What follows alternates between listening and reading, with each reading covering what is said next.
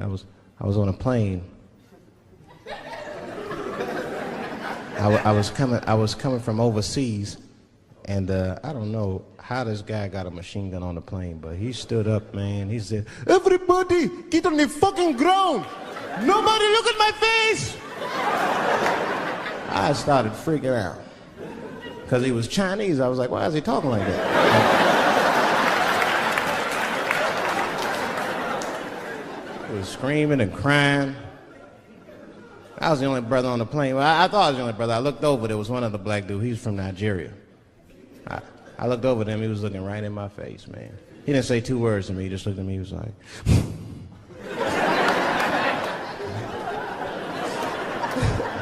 He didn't need to talk, I knew just what he was talking about. I looked right back at him, I was like...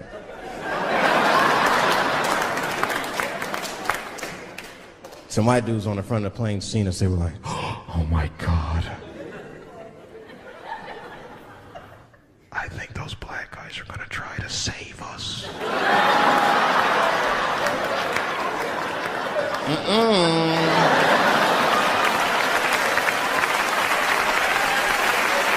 We were just communicating that we understood the situation. We were both seeing the same thing. What we understood was simple. Terrorists don't take black hostages. That's the truth. I have yet to see one of us on the news reading a hostage letter and shit. They is treating us good. We all chilling and shit. I'd like to give a shout out to Ray Ray and Big Steve and Central Newport.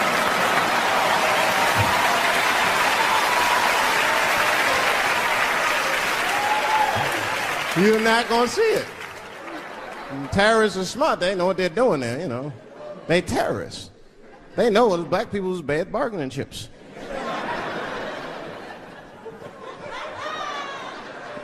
They called the White House.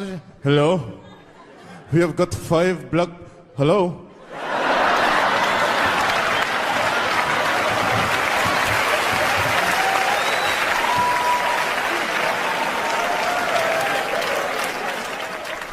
Really some scary shit. I gotta tell you, Harvey Weinstein's probably the first person that I ever looked at a photograph of and was like, yeah, he rapes. I'm not sure this motherfucker has a choice. Not a handsome man, not a lot of meat and extra skin on his face. Yeah, he's ugly. You know the sad part is, he's done so well in life, he probably doesn't know he's ugly. You know, when you're good looking, everybody will tell you, "Oh, you look wonderful, you're so great looking." But when you're ugly, you gotta figure that shit out for yourself. It's a lot of putting clues together through the years. Why am I not getting in the club? I got all the right shit on.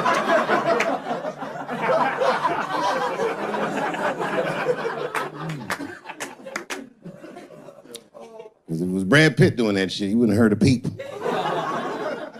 The girl would just come back down like, "I got the part."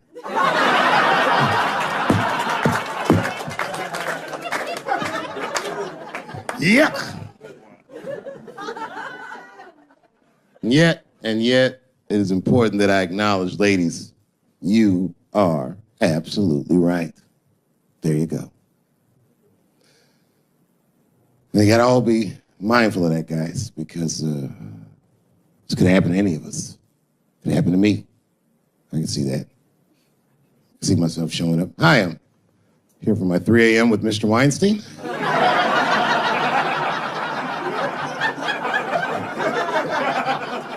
Hey, Harvey, I got your text. I'm here to talk about the script. Seems like it's gonna be hard to read in candlelight, but I guess I could try.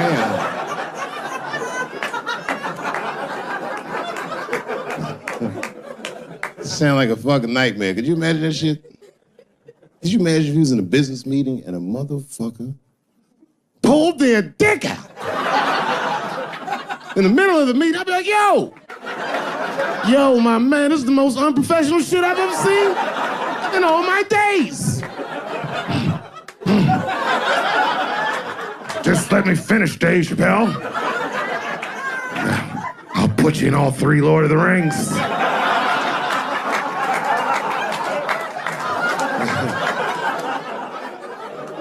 Hurry up, nigga. I have other meetings now.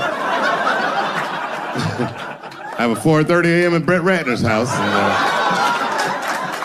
And, I believe it's wardrobe fitting.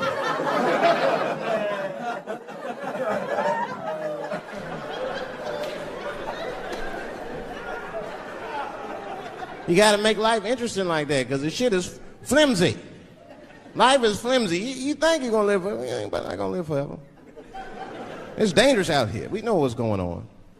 I travel now, you know. I used to think D.C. had the roughest ghettos in the country. Nah, nigga, I have seen some shit now. Oh, there's some rough areas outside of D.C. Yeah, everybody should go to the ghetto. I was taken to the ghetto one time. That's the worst. When you get taken and you're not expecting to go. You know, usually you want to know when you go in the ghetto, like, I'm going to see some wild shit. I got to prepare myself. I'm going to see something crazy. When you're taken, it's different. I had a limousine driver. It was after a show. It was late at night. It was like 3 in the morning. I had a limousine driver. He was a nice guy, talking to me and shit. Oh, hey, where you from, dog? D.C.? Word? That's a rough city, man. And his cell phone started ringing. Hold on 1 second. Hello? Oh, what's up, nigga? What? What the fuck? Slow down. What? What the fuck? No! No! No! Fuck that, nigga. Fuck it. I'm on my way. Woo.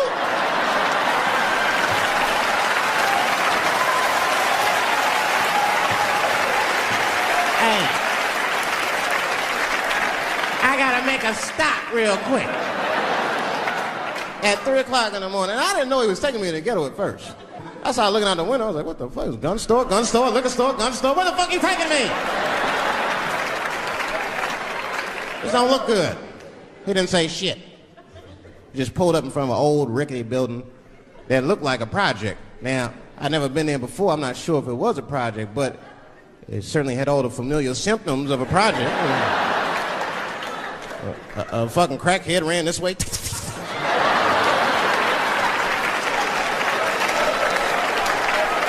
And then another one jumped out of a tree and shit. And I said, I'll be right back. And left me. Took the keys with him and just left me.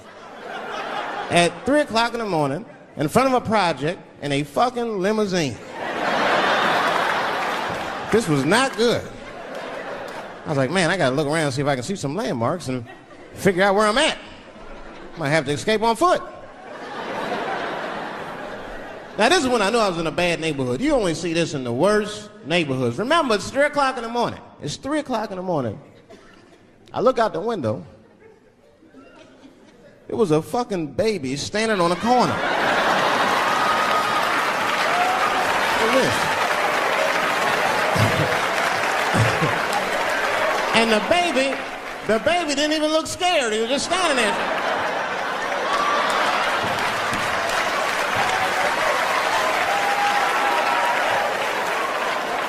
I mean, it made me sad. It made me sad, really. You know what I mean? Because I wanted to help the baby. I was like, I don't trust you either. I'm sorry. Click. Click. The old baby on the corner trick, eh? I'm not gonna fall for that shit. Where's this limousine driver? You know, I start feeling bad. As time goes by, I start feeling worse. Like, man, what is wrong with me? What the hell's wrong? I'm scared of a baby. And this baby could be in trouble. He might need my help. I got to do something. But I wasn't going to get out the car. I'm serious, man. I just cracked the window a little bit. There's an old limousine. I can roll it down.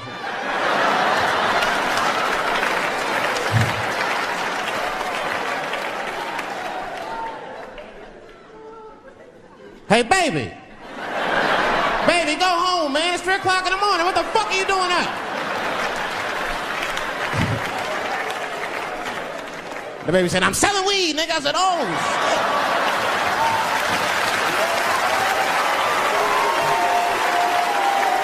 I wasn't expecting that. I'm serious. I had to buy 2 bags from him to calm my nerves. Let me get 2 coins. Got back in the car and rolled me a joint, man. So, that shit was scary, man. Every once in a while, like a crackhead would come up to the car and look in the window. It was like Jurassic Park and shit. He'd be looking all in the cars. Hey, get out of here, cracky. That baby was still standing there, man. Then I started feeling bad again. Yeah, weed make you feel guilty sometimes. You know. Man, what is wrong with me, man? I have just bought weed from an infant. I can't condone this kind of behavior. What am I thinking? I can't let the fear ruin my morals. Gotta do something.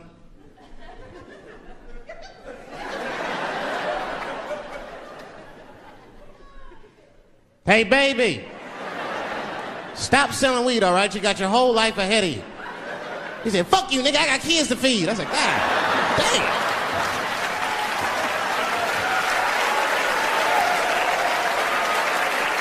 Sad. And just at that very moment, one of the crackheads was running across the street and got hit by a car. I know it was a hit and run. The police did it. That's all right, they sprinkled some crack on him and got back up. I almost protested the war in the beginning. Almost. Until I saw what happened to them Dixie chicks. I said, fuck that. If they'll do that to 3 white women, they will tear my black ass to pieces. I don't want to hear that shit. Yeah, man, they would. But I'm like, for real, why you care so much what the Dixie chicks say? It's not like they political scientists or nothing. They just bitches that can sing good. You know what I mean? Stop worshiping celebrities so much. Just don't listen, don't pay attention. I remember right around September 11th, Ja Rule was on MTV. That's what they said. We got Ja Rule on the phone. Let's see what Ja's thoughts are on this tragedy. Who gives a fuck what Ja Rule thinks at a time like this, nigga? This is ridiculous. I don't want to dance. I'm scared to death. I want some answers that Ja Rule might not have right now. You think when bad shit happens to me, I'll be in the crib like, oh my God, this is terrible. Could somebody please find Ja Rule, get hold of this motherfucker so I can make sense of all this. Where is Ja? Guide me, Ja Rule.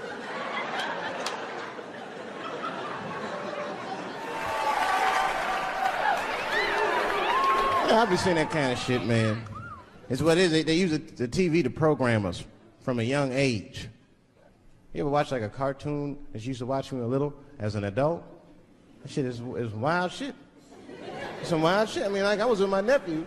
We sitting there, we watching Pepe Le Pew, and I say to my nephew, I say, now pay attention to this guy because he's funny. I used to watch him when I was little. And then we watched the Pepe Le Pew, but I'm old now. I'm looking like, good God, what kind of fucking rapist is this guy? Like, take it easy, Pepe. My nephew was sitting there cracking up. Hee. See, sometimes you gotta take the pussy like Pepe. Like, no.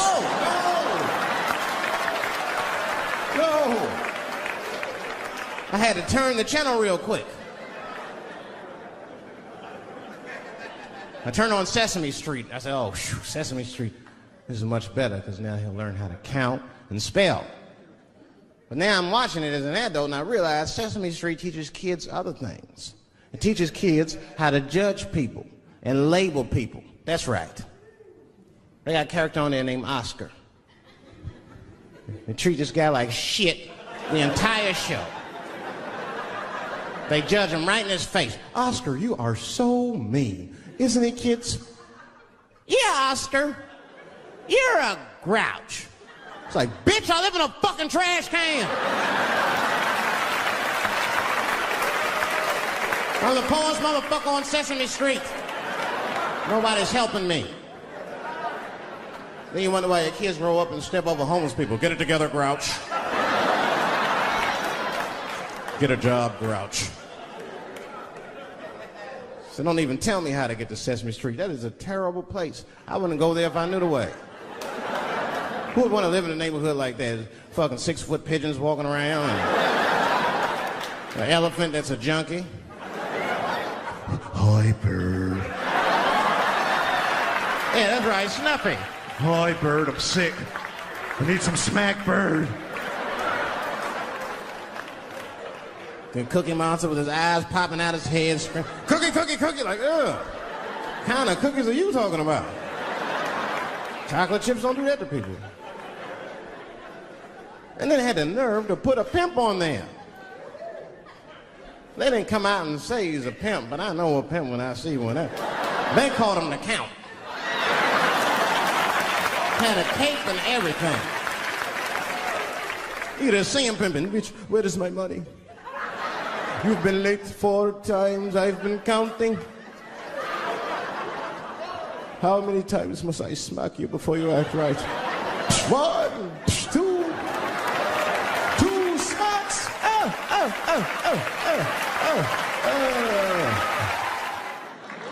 That's what I'm waiting for, because the timing of this Michael Jackson shit is what makes me doubt it. Every time there's wars going out of control, or the economy gets bad, or something is wrong with the world at large, it's always these moments in history that Michael Jackson will coincidentally jerk off a kid. This is getting a little ridiculous. Like, are you planning this shit? Do you have meetings? Michael, thank you for coming. As you know, Michael, the war has not been going as well as we expected. There's been a lot of hiccups, and the public is asking us a lot of questions, of course. And, well, Michael, there's no nice way to say this, and all I know how to do is be direct, so let me just be direct. We're gonna need you to jerk off another child, Mike. I'm sorry. I am sorry. But it would really help out. Or maybe he did it. Who knows? Who knows? That's the thing. That's what I wanted to say. Who knows? Who the fuck knows? Mike, God, and this little boy know. That's about it. That's about it. The only reason that I can even talk about this shit is because everybody is speculating. They all think he did it. And I don't think he did it. I'm alone in this. I don't think he did it. I'm not gonna say I don't think he did it. That's too strong.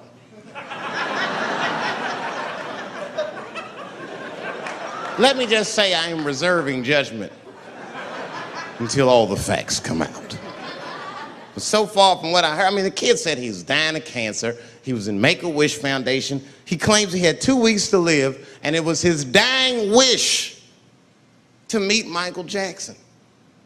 Come on, man, give me a fucking break. This kid is 10 years old. He don't remember Thriller. The fuck you want to meet Michael Jackson for, honestly? I remember Thriller, and I just, like, kind of want to meet this nigga. Like, I wouldn't break an appointment to meet him. I'll put it that way.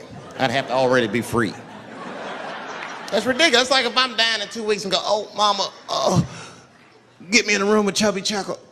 I wouldn't want to meet that motherfucker. My last 2 weeks. Why not Usher or somebody like this?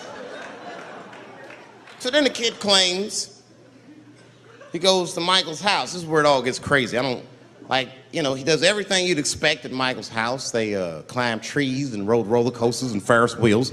The chef made cookies, pies, and cakes. They was petting the monkey and the giraffe, sang songs, kid shit. And in the middle of all this childlike activity, for some reason, Mike pulled out some wine and some pills and sucked his kid's dick. Folks, it hurts me to say it. And the kid had the nerve to call that abuse. Said, "Motherfucker, that is a good host. God damn, what else do you want? What else do you want? I'm lucky to get a glass of grape drink at my friend's house. Let alone a roller coaster ride and my dick sucked."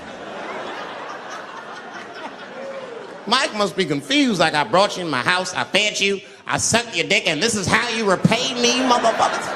This was your wish, not mine. Thought you were dying in 2 weeks. What happened to that motherfucker? I've been in court for a year and a half. You get stronger every time I see you.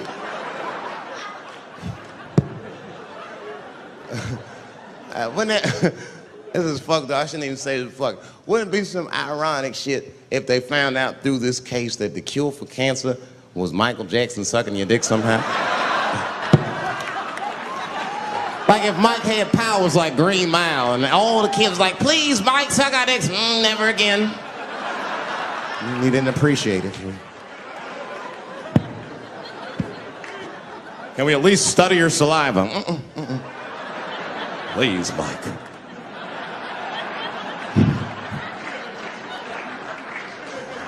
Oh my God. But there's a more important reason that I would stop doing comedy right now. And this reason is the real reason that's been percolating, and it really is the crowd, not you. I'm talking about the crowd on the big stage. It's too hard to entertain a country whose ears are so brittle. Motherfuckers are so sensitive, the whole country is turned into bitch-ass niggas.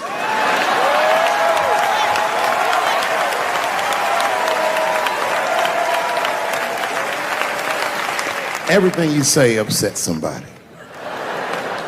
But motherfuckers are just taking it too far. I don't know why or how everybody got this goddamn sensitive. You know who hates me the most? The transgender community. Yo, yeah, these motherfuckers. I mean, I didn't realize how bad it was. These motherfuckers are really mad about that last Netflix special.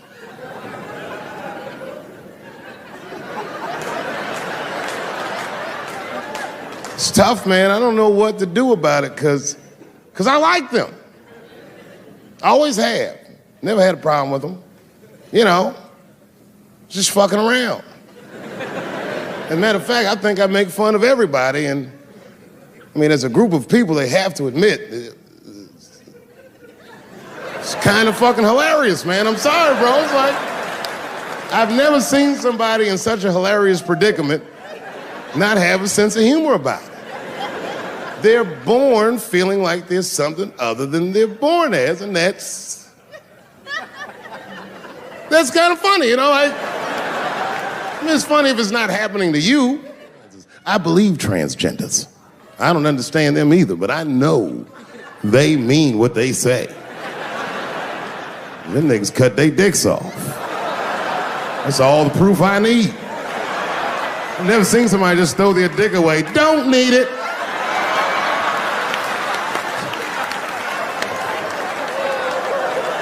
I don't understand, but I believe you and I support your decision, motherfucker. I was doing a show. I was in Portland, Oregon, and I was checked in a hotel under the name Charles Edward Cheese.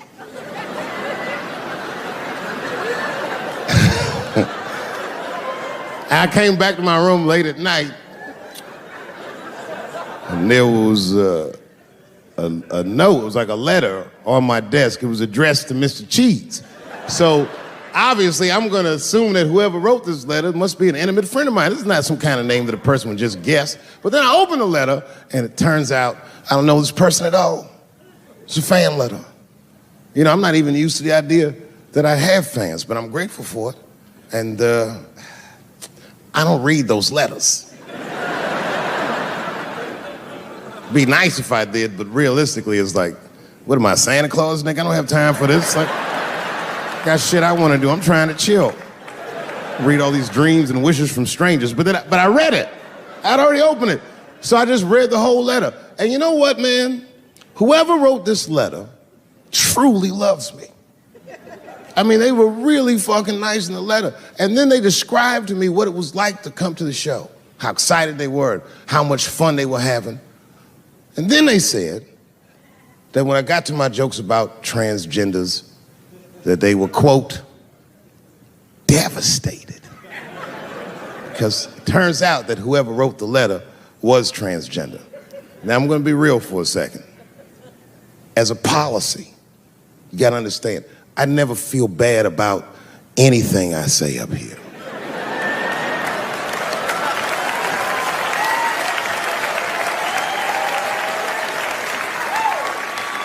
And I would never admit this to you if I hadn't locked your phones up. But it was the weirdest thing. Like, when I read this letter, this shit made me feel bad. I didn't feel bad about what I said, you understand? I felt bad that I made somebody else feel bad. To be honest, I don't even know what I said that upset that person. I have so many transgender jokes.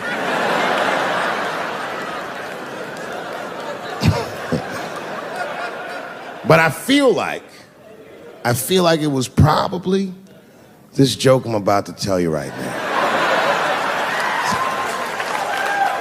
And it's not even that bad of a joke. It's a true joke. I mean, it's not true, but I had read in the paper that Caitlyn Jenner was contemplating posing nude in an upcoming issue of Sports Illustrated. And I know it's not politically correct to say these things, so I just figured, fuck it, I'll say it for everybody else. Yuck.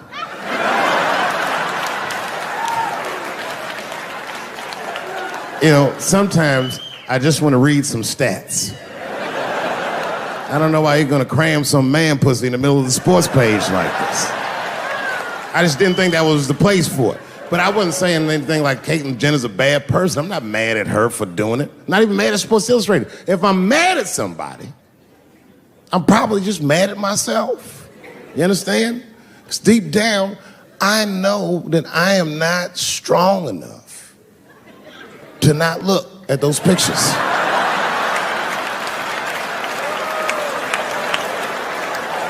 And I don't think I'm ready to see what she's trying to show me. So Caitlyn, goddamn it, if you go through with this thing, bitch, you better go hard or go home. I want you to go all the way. Hustler style. Do you know what hustler style means, miss? That means spread the lips.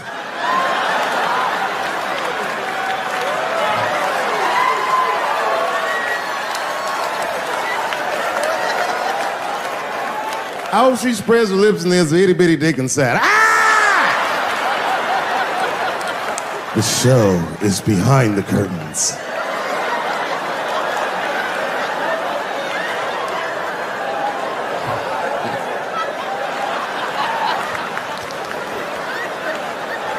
I don't know what I said that upset that person. You know, I can remember when it all started. It was when I was doing Chappelle show. When I was doing Chappelle show, I used to do the show, and then on the weekends I do like concerts and shit like that. So I'm doing a concert, and there was a couple in the front row, beautiful couple. The wife was obviously Asian. You could see it in her face.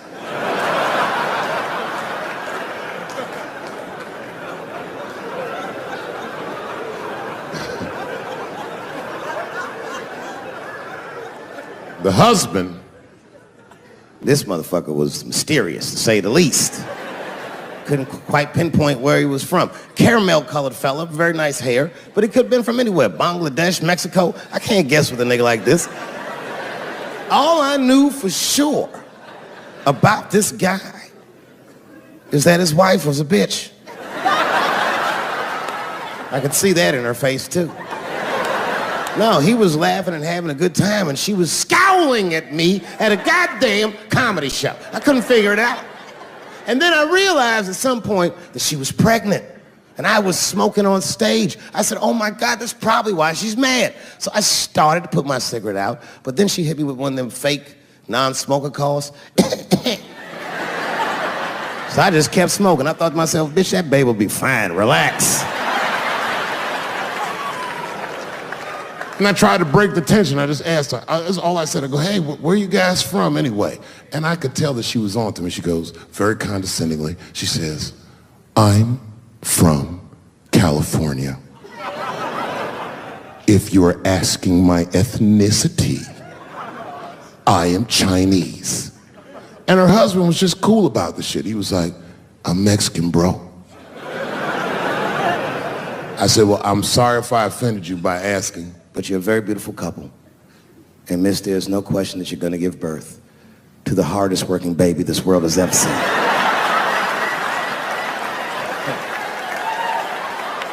That's not a bad joke. She got very upset. She got up to leave immediately, but she didn't just leave. She had to take one last dig at me on the way out. I will never buy one of your fucking DVDs again, Dave Chappelle. I said, ma'am, with all due respect, Chinese people don't buy DVDs.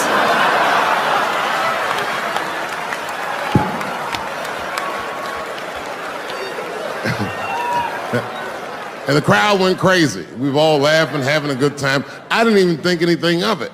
And then Just 3 days later, this lady sends a fucking letter to my promoter telling him not to book me for shows anymore because I was, quote, racist, and I'm quoting her, insensitive to the nature of my interracial marriage. I was like, word, bitch, I was. If she had just done a little bit of research, she would know that I myself am in an interracial marriage. That's right. In fact, my wife is Asian too. Surprise, bitch, I'll see you on Thanksgiving.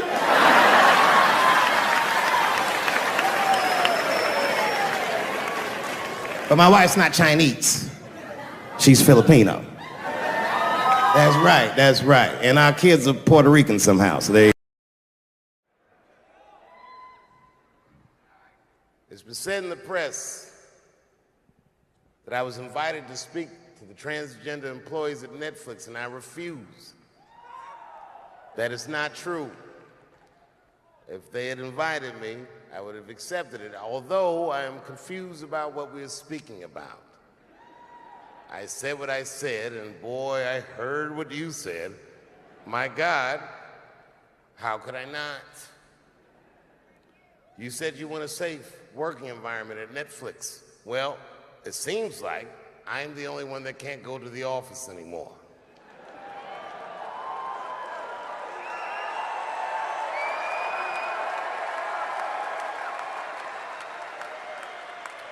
I want everyone in this audience to know that even though the media frames this, that it's me versus that community, that is not what it is. Do not blame the LGBTQ community for any of this shit. This has nothing to do with them. It's about corporate interests and what I can say and what I cannot say.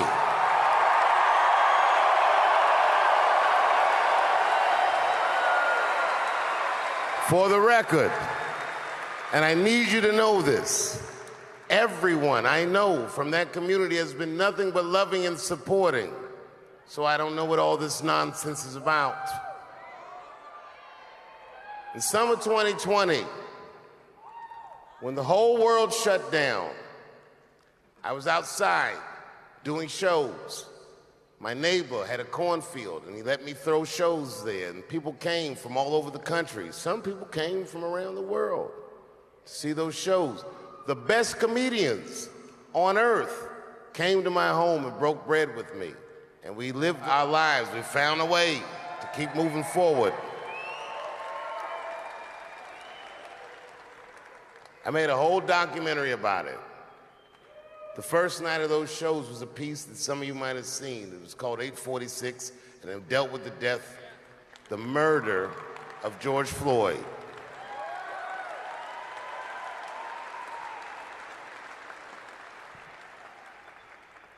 This film that I made was invited to every film festival in the United States, and some of those invitations I accepted. And when this controversy came out about the closer, they began disinviting me from these film festivals. And now, today, not a film company, not a movie studio, not a film festival, nobody will touch this film. Thank God for Ted Sarandos at Netflix. He's the only one that didn't cancel me yet.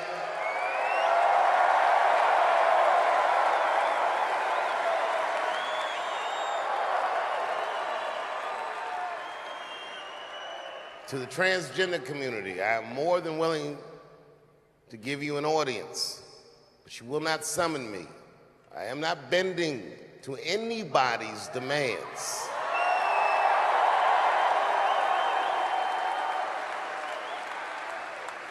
And if you want to meet with me, I'd be more than willing to, but I have some conditions.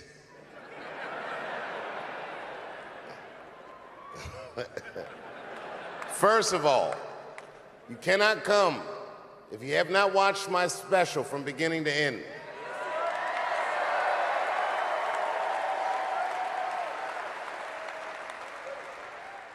You must come to a place of my choosing and a time of my choosing. And thirdly, you must admit that Hannah Gadsby is not funny.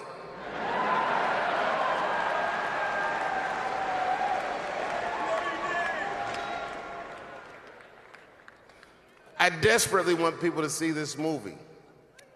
But I understand why investors would be nervous. Since nobody will touch it, I'll tell you what I'll do. I will make it available for all of you in 10 American cities, going on sale in the next few days. You will be able to see this movie in its entirety, and you can see what they're trying to obstruct you from seeing. And you can judge for yourself, but you cannot have this conversation and exclude my voice from it. That is only fair. You have to answer the question, am I canceled or not? Then let's go. Thank you very much, and good night.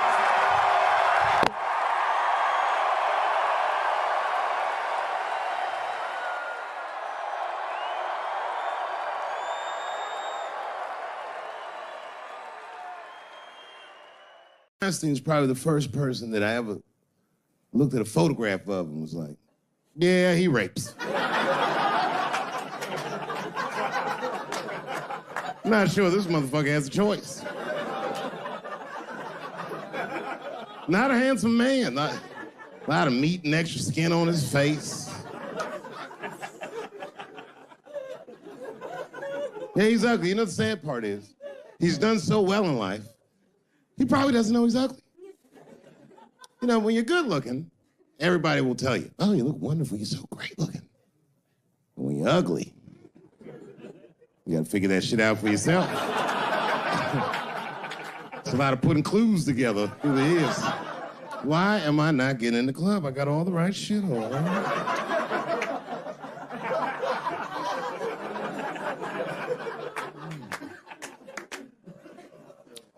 Because if it was Brad Pitt doing that shit, he wouldn't have heard a peep.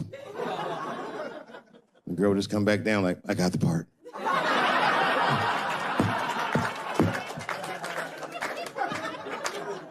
Yuck. And yet, it is important that I acknowledge, ladies, you are absolutely right. There you go. They gotta all be mindful of that, guys, because this could happen to any of us. It happened to me. I can see that. I see myself showing up. Hi, I'm here for my 3 a.m. with Mr. Weinstein.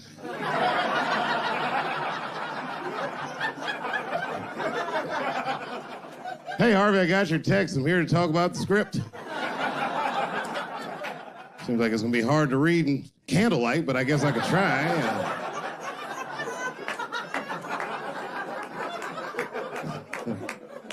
Sound like a fucking nightmare. Could you imagine that shit? Could you imagine if you was in a business meeting and a motherfucker pulled their dick out? In the middle of the meeting, I'd be like, yo, my man, this is the most unprofessional shit I've ever seen in all my days. Just let me finish, Dave Chappelle. I'll put you in all 3 Lord of the Rings.